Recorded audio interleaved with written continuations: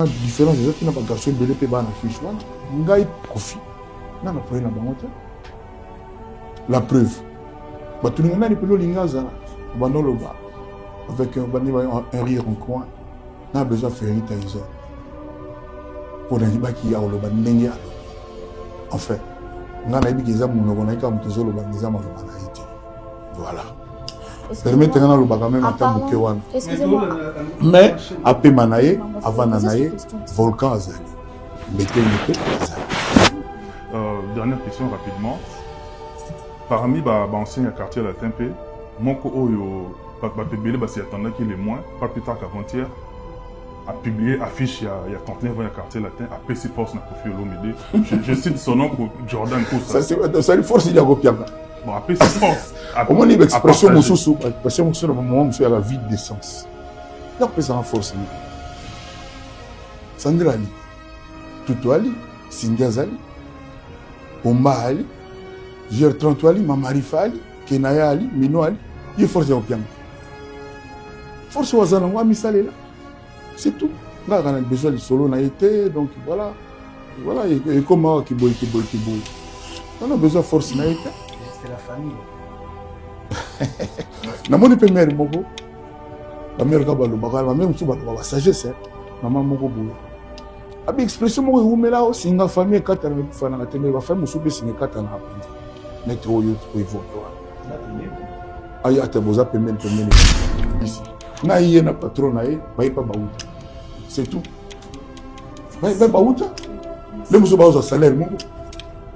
Na lo bato. Non. So bino banga so ni ngate na ye no alobi patron na ye bango mo ba ipa bauta bango mo pe ba iba salaire na ba d'ailleurs na ye na patron ba ipa chef d'orchestre bata musala quartier latin na lo bato avec voilà ici c'est lui il fallait potaka o mais peut-être qu'il bien pour la démarche la démarche ça la asa libre lo bandenga lingi na sina sisi sujet na ye volcan azali meteng azali Thierry Mogratani azali Platini azali na yeba ki aloba wa c'est tout voilà ça qui 12 thèmes ça qui va bien on voilà bon parce que on se bénéficiaire de aide du gouvernement on se vraiment les bandes du gouvernement peut y a beaucoup sur pour aider aux organiser bon aso économique pour na yimba faut gouvernement mutasala déjà sur la valeur musala musique musala footballeur talent joueur Lionel Messi pas tia babi na limite gouvernement argentin éternel Ninga zana numéro 1 de tous les temps incontestablement tipo azolo baloba trop mikolo Cristiano ko ima yiki Messi ale ki oki Messi aloba donc ma polémique mikolo yali o Cristiano lobi ke ka yem taloba Messi aloba te pour nga Messi siko na bana aloba ke moni Messi ozala Messi na Cristiano président Portugal a salarié Messi pas salarié musique ya rabo tala mwana oyo nani mwana mwasi oyo avec 2 jours avec 2 jours 3 jours et combien toi habite sur le président Mali mais ça bon en Mali mais d'origine malienne son président musique est 5 bon voilà parce que ce commune en bon vous tout temps robeta na pas lingi après à l'obika gouvernement ça lui en a bon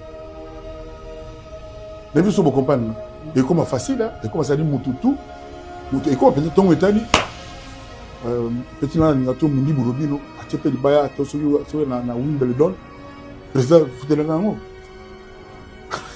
amutala nyanga de près yo les musiques c'est qu'il faut toka les mouvements risque à moi échec ya là et ça le échec ça là une autre échec ça une autre quand tu na 49 ans na 39 ans tu mets pas ta moi 15 concerts pe fora sur 2000 sur 7000 sur 10 000 sur 40 000 sur combien oui ok donc les soins comme ils ont bon s'il vous plaît, attends. Je voulais savoir, Ndengo évoqué Kombo ya Ayana Kamura et Tikenga, parce qu'il y a déjà 3 jours. Voilà, tout on a eu 3, on a tenu est-ce que commis 3? Est-ce que vous pouvez envisager peut-être on a un jour Zoya, comme tu l'as au Stade de France? Ça dit, dans cette émission, on a ôté.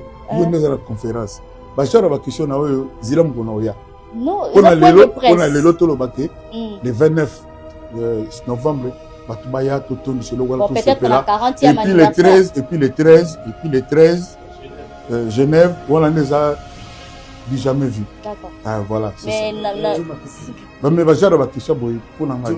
Parce que on a répondre et comme à faire respecter à ba journaliste. ils Na boyi na ont ngalo une wana. question. Mais Pour eux, les gens. réponse nango ezali. Mm. Mais toki na lobby na moni kandi ba sala respecter ba jotani à lobby na monsieur. Oh. C'est ça. To sukaka boy. On a complété la question, il y a Junior Loere. Na Congo, on a un fonds pour la promotion de la culture. Donc, ils sont légitimes. L'État congolais, il a subventionné l'artiste Nabiso, ils sont légitimes. Mais surtout la Trump, il y a pour faire subventionné à subventionner Batutu. Justement. Ah, je dis ça, c'est bien parce que toujours on m'a appris ma vie, on m'a appris par. Tu tires la tana ba 13 clips on a le salamiti. Ba pesa signé par 4 millions de dollars. Besnayo pour nini kofrem la kotika yo moko loba te ya zo répondre beaucoup plus na place na yo or on met pe na quartier la terre oza mayele nyonso oyo ya ye moko le kamo pao uti sous la classe ya musique na tuna oza trop tuna gamba conférence de presse ya soki conférence na yo oza éviter voilà. Mais pour justement conférence de presse sortie album naie oui. Et il y a déjà depuis Karazawa et moi je crois que les pays déjà na classe ya musique déjà au bateau ministère de la conférence de presse naïete quand on le base à Maël donc un jour chose à la patience on vit au monde là voilà. La conférence de presse est basée sur oui 33 on appelle bon là na mona ba ndele ba kumisa na ba disque d'or ba elanga na ba podium ba Olympia ba Bercy ba elanga ba disque d'or ndele ndele ba lokanga album na toujours pour nous ticket vraiment to yoka yi mon nazali non te nazali te on répondre la question na tout pour nous ticket à répondre à répondre la question non to yoka yi na kati nzembo je crois na banzembo nyonso et toujours c'est mixé na banzembo pourquoi ne pas to yoka yi ye moko na mongongo na ye conférence devant bien na koyemba vala bon on va dire mon ami intervenant comme tu es ma belle c'est pas possible pour lui comme la biso ando ko kabula bino te mais ma papa banze mon nga oyo ka ngote ayi makutu na banze ba chanteur mususu ba longwa na banze na ba oya tia voix na ye comme tu es ma belle je me permets de te le dire affaire ma auto les canards na Congo ba danseuse matanga tout ça ba lobby moi trop na qui danseuse moi lobby quand on va au Loba, même si on compte un peu filmer, il y a tellement rien à misana. Ami ba leader tout, orchestre tout, ba danseuse ba quelqu'un a négé beaucoup ça. Je dis bien sans exception. Bon voyons. Vraiment na bête les membres. Exception à la tête. Tous les dans la question ici. Mon père, est-ce qu'il y a aussi des gens qui ont proposé maman secrétaire à chanter pour payer? Est-ce que Kofi va accepter? On a dit sur mon doigt à l'île Kofi, maman Sayembela, est-ce que Kofi va accepter? Vous tu vas dire ma baptisation. Non, non, le album, tiens. Parce que je me souviens 5 baptisants. So ça na moi attends moi na oyo oyo. Que nabika papa mabanga ndo lobi. Kasi so mutango za na besoin ya mabanga. Ai na mbongo, mais na album yo album mabanga yali ayembi nzemba batu bakoma batu mususu. Fa pesa kombe po batu mususu ba nzembo 100000. Nikolo za na mbongo oyo ayembelo oyo to solo ni. Loko na bigo za na ngoti no za na. Tena oluka ejo tamu. Na ye baba. Jazz ça va nous foutre ba somo en limite. Et votre fidélité à nos événements qui commencent à devenir récurrentes. Nous sommes ici pour commencer avec l'album de notre star, Madame Cindy Lecoeur Olomide. Donc on va plutôt faire chapitre par chapitre et puis nous parlerons un peu de tout, notamment le concert du 29 à Évry. Et également le concert de, une fois de plus, Madame Cindy Olomide, le 13 décembre en Suisse à l'Arena de Genève. Donc tout de suite, je vais, si vous avez des questions, vous laisser la parole concernant l'album, pour commencer, de Madame Cindy Olomide. Est-ce que monsieur... Oui, peut-être un mot de bienvenue? oui, je voulais vous remercier euh, de me consacrer votre temps. Moi, je vais tâcher d'être digne de ce temps que vous me consacrez, de cette attention. Et si j'avais un vœu, c'est que nous fassions un programme propre, un programme digne. J'aimerais que les gens, après, quand ils nous verront, disent autre chose que c'était une bagarre, c'était une échauffourée. Donc j'aimerais que ce soit dans le respect mutuel, mais restez libre, posez vos questions en vous disant est-ce que cette question-là est appropriée. Voilà, donc ça c'est mon seul vœu. Si c'est dans cet esprit-là, moi je suis prêt à répondre à toutes les questions. Mais j'ai quand même des sujets quand même un peu plus importants que d'autres, notamment l'album de Madame Olomide, Cindy le Cœur, qui est l'album qui est sorti hier. Et le but, c'est il faut que Cindy explose. J'avais dit plus d'une fois que elle est la plus belle voix, en tout cas en Afrique. Et moi, quand je l'entends chanter aujourd'hui, je vois Céline Dion, je vois, comment s'appelle la Britannique, là, la grosse, là, j'ai oublié, Adele. Je vois des gens comme ça. C'est des chanteuses qui chantent vraiment, sans tricherie, sans technologie. Elles chantent vraiment avec leur voix. Donc, parce qu'aujourd'hui, il y a des techniques un peu partout. J'étais ravi quand j'ai vu qu'on a créé des filles pour chanter des chansons de Kofi en usant de l'intelligence artificielle. Les gens qui ont eu cette idée l'ont eu parce qu'ils ont vu en Cindy l'intelligence venue du ciel. Donc, l'intelligence artificielle vs l'intelligence venue du ciel. Cindy le Cœur. Je suis très fier de le dire en tant que Congolais, en tant que mélomane, bien avant d'être son mari et tout ce que vous savez. Donc, je me livre à vos questions avec le maximum de bonne foi possible et de sérieux. Je vous donne la parole.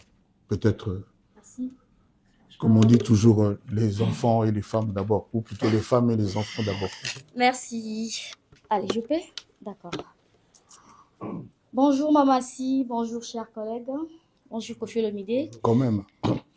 Bien sûr, je me présente, je suis Madame Diasuka Glody et d'abord, je tenais à vous féliciter déjà de nous inviter à ces beaux cadres. En tout cas, c'est très bien, nous sommes bien accueillis, merci pour ça. Ensuite, par rapport à votre album, je ne sais pas, poser des questions à monsieur ou à madame?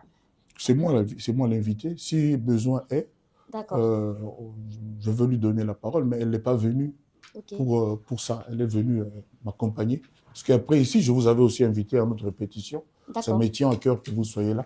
Ok, donc, merci. Si c'est vraiment question particulièrement pour elle, oui, on verra bien. Mais je peux parler de son album à l'aise. Très bien. Vous nous suivez sur Elengia Congo. Merci. Je vous rappelle que il y a des dates à retenir. Le quartier La Terre va fêter ses 39e anniversaire ce 29 novembre à Ivry-Courcouronne, dans les arènes. Ma première question concernant cet album, Suprématie. J'aimerais savoir concernant cet album, parce que la suprématie évoque la puissance, la domination et la maîtrise. Quelle est la signification profonde que vous donnez à ces mots dans votre parcours artistique? Suprématie. Non, on va encore dire qu'Ofi ne respecte pas les journalistes quand vous posez une question à laquelle vous répondez vous-même. Suprématie, comme vous l'avez dit, c'est la puissance, c'est tout ce que vous avez dit, oui. Ni plus ni moins. Donc vous avez répondu. Donc c'est moi, elle non plus, elle ne vient pas pour s'amuser, pour rigoler. Elle vient pour prendre la place, pour compter. Déjà, elle compte beaucoup. J'ai aujourd'hui, en moins de 24 heures, les réactions des gens de d'Angola, de Côte d'Ivoire, de Togo, de partout. Les Congolais, je n'en parle pas, c'est chez nous. Donc, c'est sérieux, c'est qu'elle fait. Elle est là pour prendre la place, pour faire sa loi. Disons les choses comme elles sont. Et si j'en juge par le nombre des mélomanes, surtout des femmes, qui jurent par elle, je suis assez rassuré. Bon, les hommes rêvent d'elle, ça n'échappe à personne. Mais les femmes, aujourd'hui au Congo, c'est leur idole, sans chercher à faire des polémiques à 2 balles. Donc voilà, donc elle est là pour s'implanter. D'accord, très bien. Une dernière pour passer les micros à mes collègues. Qu'est-ce que ça... Alors le mot suprématie, hein, moi, c'est un peu un jeu de mots que j'ai voulu faire, parce que si, c'est elle, si. Quand j'ai chanté Mamassi, Pharmacie, hein, Mamassi, tout ça. Donc, si, avec CY à la fin, pour dire que c'est elle. Quoi. Voilà. Très bien, merci Koffi Olomide. Mais qui représente réellement cet album durant tout ce temps de voir Mamassi, Cindy Leclerc à vos côtés actuellement? L'album là, c'est à la demande générale. Tout le monde voulait que Cindy vienne comme ça. Tout le monde voulait que... Mais moi, j'étais déjà en train d'écrire les chansons, de recommencer, d'arranger. Ça nous a pris un peu plus d'1 an au fait album là. C'est-à-dire quand les gens disaient dans les... comment vous appelez, dans les analyses, Oui. Entre guillemets, ah, Cindy, Kebo, et moi j'écoutais, je riais, tout ça. Même sur les réseaux, partout. Bon, oui, mais les gens qui font les analyses sont dans les réseaux. Oui. Voilà. Donc quand ils disaient ça d'une façon ou d'une autre, moi ça me faisait sourire parce qu'on était au travail. Et Cindy, c'est une battante, c'est une travailleuse acharnée. Elle est d'une intelligence que vous ne soupçonnez pas. Elle est rigoureuse. Et puis elle aime ce qu'elle fait, elle aime la musique. Et puis voilà quoi. Donc pendant qu'on nous parlait, nous on travaillait. Okay. Voilà. Très bien, merci. Je vais passer les micros. Vous? D'accord. J'aimerais que ça commence là-bas. Je vais revenir après. Merci beaucoup, Koffi Olomide. Non, c'est bon, là c'est bon. Bonjour Koffi Olomide. Bonjour. Bonjour Mamassi. Bon anniversaire en même temps. Et santé, bonheur et plein de bonnes choses. Et par rapport à l'album Suprématie, je voudrais savoir quelle est l'étape la plus difficile, celle de la conception ou l'étape actuelle où l'album a déjà vu le jour? Mitterrand a dit rien de ce qui est grand n'est facile. Concevoir un album comme celui-là, c'était pas facile. Et puis réussir ce que nous on veut réussir, même si on est apparemment très bien parti, ce n'est pas facile non plus. J'entends les commentaires. Moi, ma femme vous le dira. Les gens qui commentent là dans les réseaux, je ne lis pratiquement jamais. Si je dis jamais, je mens. Quasiment jamais. C'est-à-dire, je lis 10 fois sur 100. Voilà. Et là, j'ai quand même lu quelques commentaires. Elle m'a fait lire. C'est éblouissant. C'est éblouissant et j'étais quand même rassuré parce que moi, qui ai l'impression que régulièrement, on me traîne dans la boue, tout ça, parce que je suis Koffi, tout ça. J'ai vu quand même des jeunes filles dire l'album est incroyable, exceptionnel. En tout cas, ce monsieur Koffi Olomide, c'est vraiment un génie. Faire des chansons pareilles, des enregistrements pareils, le son, etc. Une direction artistique. On a quand même reconnu à haute voix un peu hein, ce que je fais. Ça fait plaisir. Donc voilà, donc rien n'était facile. La conception est finie, l'album est là, l'enfant est né. Maintenant, on va le faire grandir. Il faut qu'il grandisse très bien. Il faut qu'il réussisse sa vie, son parcours. Plein succès. Merci. Bonjour Koffi Olomide. Bonjour. Bonjour Mamassi, joyeux anniversaire. Je ne sais pas pourquoi les 11 dans 11 heures. Pour la ligne Shredder, ça va Shredder sur le fond. Album est quoi au Bimanango Taba en septembre. Mais dans mon anniversaire, il y a Naïza le 11-11, à Botama Penza le 11-11. Natsema Pipi Mouké, na Baxi, na 11h11. Puis ça, la 1-1-1-1-1-1. Il y a un numéro de téléphone, il n'y a pas de mystère dedans. C'est tout.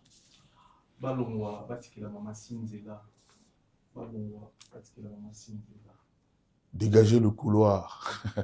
Mère Linga Leka. Et donc on a le but, Batuto Babala, Nasir Baolobango pour Nabasi Nabango.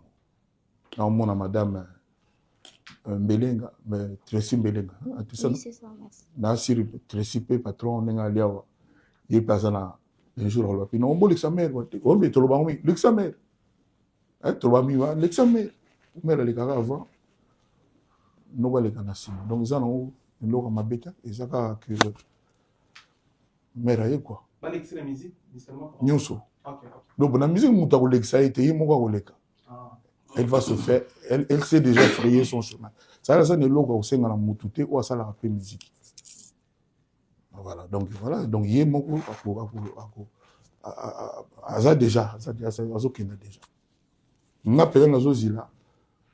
Magamakufinga ya utiliser batu baba kina koloba banini ezalate. Magamu ezalaka kinzembo contre nzembo. Wana ndepe na toye banani nani. Contre nani na banani. Bata monde musique. Ils ont monde musique ezala ba bangolais, ezala ba Kenya, ezala ba congolais. Ezataka ezade ngana zo ba pona ka Congo te ezate.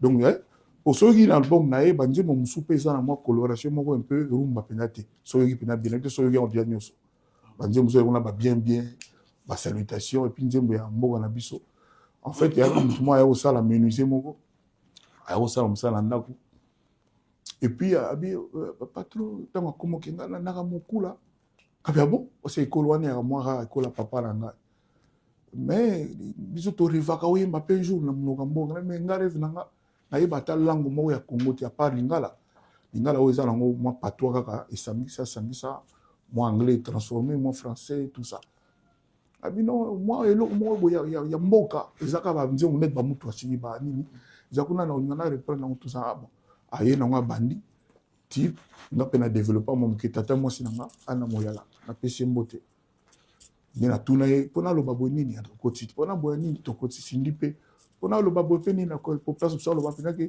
souene ali avant na bien on bal na ye tout ça et puis version ya suka ya nze mona embonga je recommande ça aux gens na banzi mo pena ya terroir donc version suka le bar place moko ko bale lenge mo bal na nga yimbi singa akula nenga zona kuma akula za bazwaka komba mo bali kola mo bali donc le bar mo me to retrouver ki ngote ba na suka wa donc toujours pesa ça là nina suka mais ils appellent je suis fier batu bayokango ça to yoka mingi kula na ba beti ba yemba ngote donc ça fier na puis batu et belé pe bazolinga pe yango les grands mopao na profiter pe joyeux anniversaire na mama si ndiko ba vaut mieux tard que jamais na profiter ngana yoki album na yoki banzembo eza na kati 17 chansons au sali voyage mo ya mulai na kati album wana sona bando tanga banze mais elo na résumé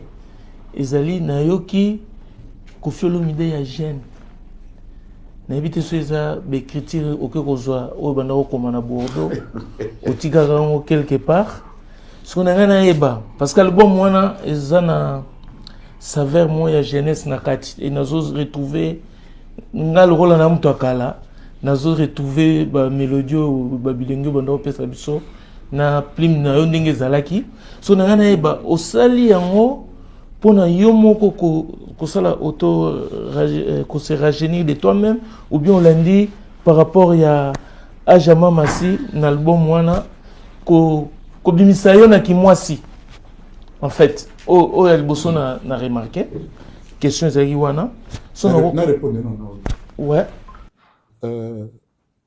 normalement, on a que Cindy Le Cœur a dit Koffi Olomide au féminin. Et vous allez voir ça de plus en plus. Il y a pas auto ça la vidéo nae à lobby mon moi. Hein, vous l'avez moi vidéo nae on a dit. Surtout mère et ne la talaté donc à mon moi. Ngapé la vidéo ngapé na celle de moi souhait na testo bomoni on a répété à peu près la même chose. banze mosusu eza wana évidemment batuturo baali awa ndeki na nga mwana mare ayebisa bino ke banzembo nasala kala wana aza na babruxelles baétudiant banini mais banzembo ya kofi bato ebele baconstate yango lelo ezaka démodé te en tout cas wana na otutela yango matolo ndenge na lwapala so tie ne nzembo loka désespoir lelo bato bayoka yango bamona ondire mpona bason wana bamona ondire c'est-à-dire même album na ye nasala yango na molimo wana bokopesa nga raison dans 1 an bato banoyokaka nzembo wana nga problème na nga eza te oyo bavu mpo bavu eza batrucage tout le monde lelo ayebi talaka nzembo ya oxygène oyo ebimi oyo yango moto edemaraki liboso ekoma ena dia na ba 40 cas nde bakomaka mais à cause ya mwa détail moko moke tomonaki ke tochange version po presque nzembo tout eza wana eza na 2-3 versions c'est-à-dire na mixe lelo naki nayoki nabengi ingénieur na biso na ba 5 heures bapito bamonaka boye nasalue bango bana nanga bana pena bamasa yango bacollègue toliaka bamakayabu badendon na babutu donc na mwana nabengi bango toke tomodifie donc mixage ya liboso lemosuka mwa détail moke donc nzembo wana oxygène mwa détail moko oyo tomonaki yango eza convenir te nabengi bato na biso bamindele na biso tosalaka batia version na mosusu 40 000 ka wana eke 0 sikoyo nga natunaka toujours soki makambo banini wana bocréa eza sérieux la même chanson esali 40K mpona mwa détail oyo mokolo nzembo ye tia kaka yango kaka c'est-à-dire ye kutu ti ndenge aza wana ayebi te eloko nini oyo echangeame na nzembo wana akoyeba te bino pata boyoki yango 10 fois boyeba te ba 40K wana sikoyo eke wapi erapele nga ka ya YouTube nanga chaîne YouTube na ye nango boyebi te comme na ba 2 millions d'abonnés bayiba yango na ba technique ya bato bayebi babenga bakombo bato repare baza mpena agréé ba hacker donc baza bayebi ke balaka bayebi ke donc 2 millions de tekenda bavia ba Andrés banini ekendaka bongo anzembo loka papa ngwaso mekoma na ba 50 millions ezokenda kaka ekendaka 0 bon nayebi te bon le toka na biso na ba CD jamais soko teka obimisaki basalelaki yo 50 000 CD et ozoma ona ozaka na 10 000 CD ne vandi mais lelo toyebi pete bon naka pe ba viango bato YouTube naka yer mo so sali 1 million ya so ka $200 ya combien ba combien 1 million combien na émission d'abord ngebe na nzengu ni na émission ya combien na émission 1 million pour toucher $10 000 donc ah oui 1 million depuis oui ah sigo émission plus de 10 000 mais sigo émission 1 million na biso Congo na nous arrêter émission non émission ça 1 million de bon courage hein? C'est bon, papa. Donc, on a dit première question na ngai. Siko deuxième question zali na nzembo na biso ya oza na kati ex par rapport ya mon ex ouais. Par rapport à température bato babi ko film ndenga toujours ba provocation ndengo obwaki parce que yum to commis mon ex. C'est une lettre dédiée à tous les ex.